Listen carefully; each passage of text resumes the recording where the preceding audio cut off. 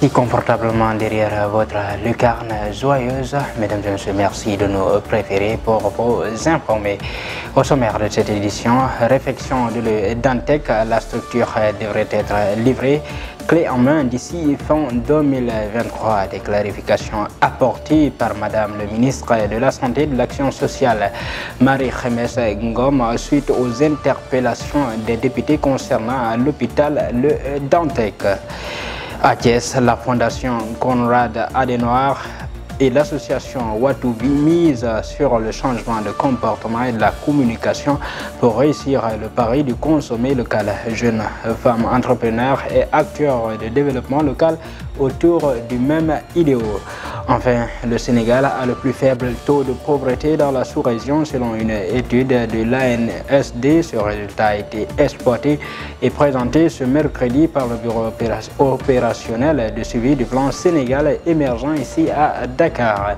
Les pages internationales et sportives mettent fin à cette édition. Bonsoir, bienvenue à tous. Comme annoncé dans le sommaire, la réfection de l'hôpital Aristide Le Dantec a été au centre des débats parlementaires ce mercredi lors du vote du projet de budget du ministère de la Santé et de l'Action sociale. Le ministre Marie-Khemesse Ngom a apporté des clarifications sur les interpellations des députés concernant cette question.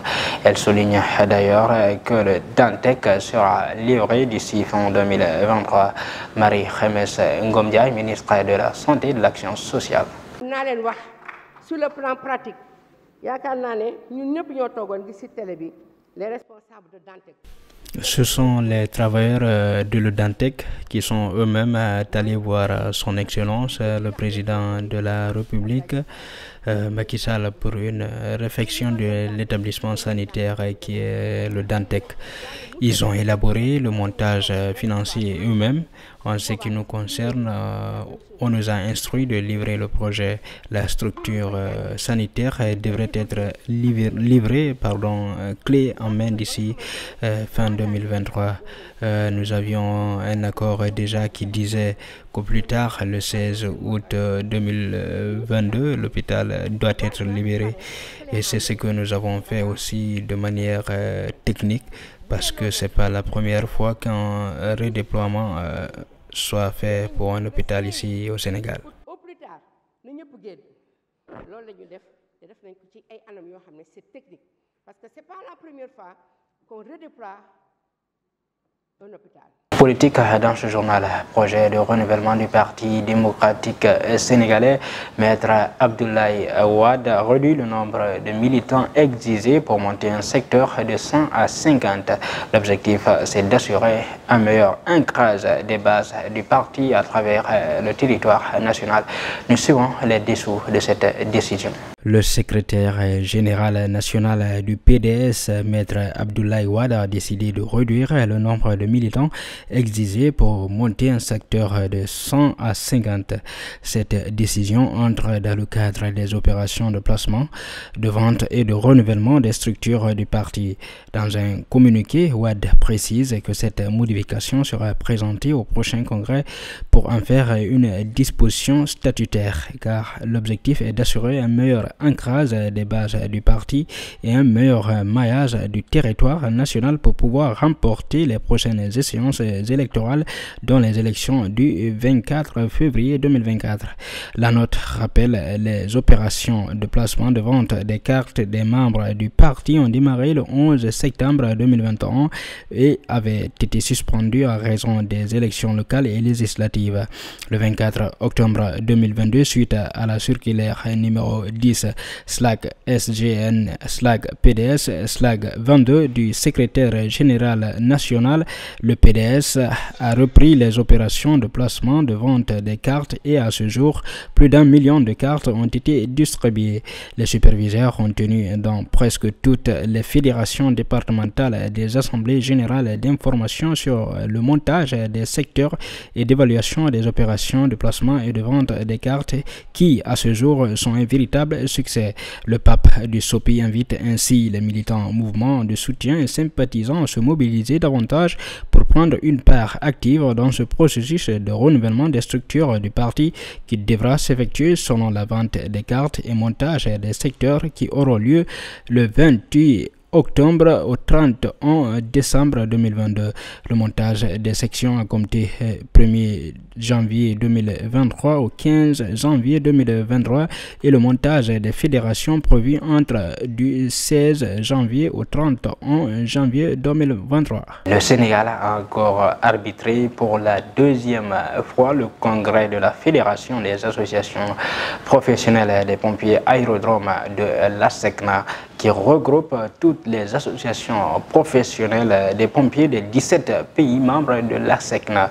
Les travaux de cette rencontre venaient à point nommé. Nous suivons le chef pompier de l'aéroport international Blaise Diagne de Dakar. Le thème qui a été choisi, c'est la culture d'entreprise, un outil pour le renforcement des capacités opérationnelles des pompiers d'aérodrome.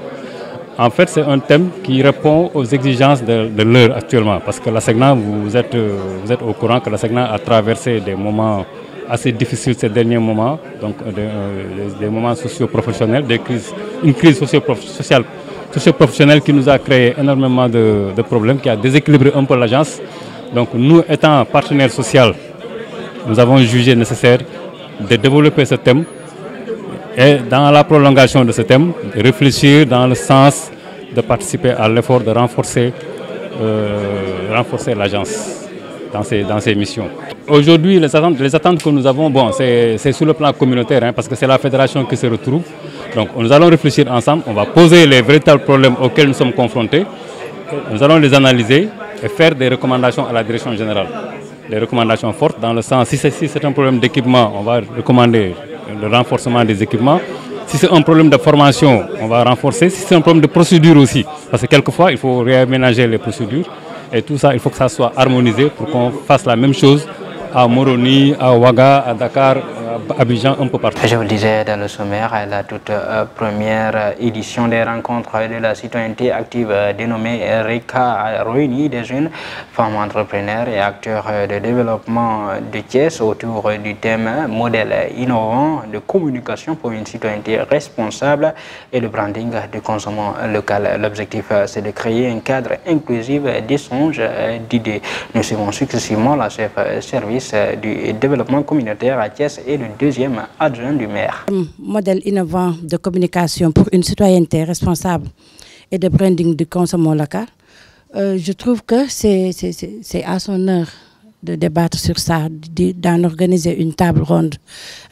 Parce que des problématiques telles que la promotion des produits locaux, tels que l'autonomisation, des problèmes d'écoulement et même de création d'emplois seront abordés, je pense très bien, et peut-être des solutions immédiates même pourront être apportées. Donc, juste pour, encore une fois, vous notifier, d'abord participer à cet atelier et le choix porté sur la ville de Thiès, mais aussi en tant que SDDC, chef du service de développement communautaire de Thiès, représentant le ministère du développement communautaire, de la solidarité nationale, en ces termes de l'équité sociale et territoriale. Nous nous engageons vraiment à accompagner, comme d'habitude, à encadrer même des initiatives communautaires comme celle-ci. Le consommer local ou bien le consommer Sénégal, comme on dit, je pense que c'est une marque d'autonomie et, disons, de liberté. Et ça renforce aussi la personnalité de l'individu. Parce que souvent, nous sommes, excusez-moi du terme, mais on nous taxe souvent d'être complexés par rapport à ce qui se fait ailleurs. Et généralement, en consommant, malheureusement, nous préférons souvent les produits qui ont des étiquettes qui nous viennent d'ailleurs. Et je pense que le fait de communiquer sur l'importance de mettre en valeur nos produits contribue en tout cas à développer notre économie, mais surtout à renforcer notre personnalité. Et puis le Sénégal a le plus faible taux de pauvreté dans la zone UEMOA. C'est ce qui est ressorti d'une étude réalisée entre 2011 et 2018 de l'Agence nationale de la statistique et de la démographie. Cette étude a été exploitée et présentée par le Bureau opérationnel de suivi du plan Sénégal émergent ce 23 novembre dans un hôtel de la place. Selon ce rapport, le taux de pauvreté du pays est de 37,8%. Nous suivons le directeur général de l'ANSD. La pauvreté, ce qu'il faut remarquer, c'est que sur les pays de l'UEMOA, le Sénégal a le meilleur score. Il faut l'analyser, il faut comprendre pourquoi un pays comme la Côte d'Ivoire, qui a des revenus beaucoup plus importants, a quand même un taux de pauvreté plus élevé. Ça pourrait s'expliquer par une différence dans la répartition des revenus. Je crois qu'en termes de culture, nous sommes au Sénégal dans disons dans une société de partage, dans une société où il y a une très forte répartition des revenus. Tous ces gens-là, tous ceux qui sont ici aujourd'hui partagent leur salaire. Il y a personne au Sénégal qui ne partage pas ce qu'il a. Peut-être qu'on partage même plus que ce qu'on a. Donc, mais c'est des questions à creuser, à comprendre pourquoi cela. Mais en tout cas, en ce qui me concerne, je ne pourrais parler que sur la partie des données, puisque mon rôle en tant qu'Agence nationale de la statistique et de la démographie, c'est de mettre à disposition des utilisateurs, du gouvernement, des chercheurs, les données les plus fiables pour que donc ces analyses qu'on vient de voir puissent se faire. Et je voudrais féliciter le boss pour l'excellent travail qui a été fait de valorisation des données qui sont là. Et donc je lance aussi un appel à tous les chercheurs, les étudiants, qu'à l'ANSD, il y a une mine d'informations prête à être utilisée. Nous ne sommes pas dans la partie analyse, mais nous comprenons l'analyse. Page noire dans ce journal. Un étudiant perd la vie après un malaise en plein match de football à l'école de police. Il s'agit de l'adjudant Babedi Kamara. La mort de cet agent a suscité l'émoi parmi ses collègues, notamment ses promotionnaires. Selon nos informations, la victime est originaire de Kaffrine. À présent, place à l'actualité internationale. RDC, un accord de cessez-le-feu conclu au mini sommet de Luanda. Réunion des ministres de l'Union européenne sur l'application du plafonnement du prix du gaz. Enfin, l'hiver, la nouvelle arme des Russes contre les Ukrainiens. Nous suivons le point. À l'issue d'un mini-sommet à Luanda sur la situation sécuritaire à l'est de la République démocratique du Congo, les participants ont proposé ce mercredi une feuille de route à commencer par la cessation des hostilités sous 48 heures. Le groupe appelle à la fin de tout soutien aux rebelles du M23. Selon le communiqué final, les participants au mini-sommet de Luanda ont exprimé leurs préoccupations concernant l'aggravation de l'insécurité et les actions militaires persistante du M23, l'acquisition par le M23 d'armes et d'autres moyens de plus en plus sophistiqués pour mener des attaques et la persistance des forces qualifiées de négatives et terroristes dans l'est de la RDC. Et puis sur le vieux continent, les 27 ministres de l'énergie européenne se réunissent ce jeudi 24 novembre à Bruxelles pour tenter d'endiguer la flambée des prix de l'énergie dans le sillage de la guerre en Ukraine. Le but étant de plafonner les prix du gaz. Or, cette question divise les Européens depuis plusieurs mois. L'Allemagne notamment redoutant des effets sur les approvisionnements dans les mois à venir. Le plafonnement du prix du gaz est une des options réclamées à corps et à cri depuis le printemps car plus de la moitié des États de l'Union européenne. Les 27 ont fini par se mettre d'accord il y a un mois lors du sommet européen arrachant ainsi à l'Allemagne, aux Pays-Bas et au Danemark un compromis en vue d'un plafonnement, mais un plafonnement partiel. 24 février 2022, 24 novembre 2022, cela fait 9 mois que la Russie a envahi l'Ukraine. Les soldats ukrainiens ont reconquis la région de Kherson après la retraite de Moscou le 11 novembre dernier. marquant ainsi la plus grande victoire de l'Ukraine dans la guerre jusqu'à présent et le troisième coup dur pour la Russie. Après le retrait de ses troupes du nord en avril, puis de Kharkiv en septembre, selon l'armée de l'air ukrainienne, la Russie a tiré 70 missiles sur le pays, dont 51 qui ont été abattus.